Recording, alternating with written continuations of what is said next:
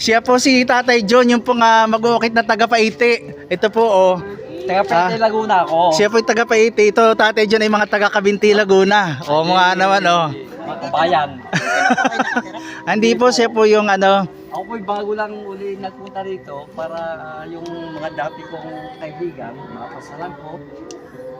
At po dito, yung tatay ni na Father Jason, yung nagpagawa nitong araw. Ito. Kasi bakit pa ito? Hindi pa ito ganito. Yan. Yung po si Father Jason, yung po ang nagpasimula nito para mapaganda. So yan. Ayaw po, dito po ako nag-uukit. yan. Doon po sa aking Dini po siya nag-uukit din sa dito sa likod. Dini po sa likod. Dito po siya nag-uukit ng mga imahe diyan ng mga santo. Ayan, Ako yan, si Tatay John po. Yung mga yari kahoy dito, ako ang nagawa.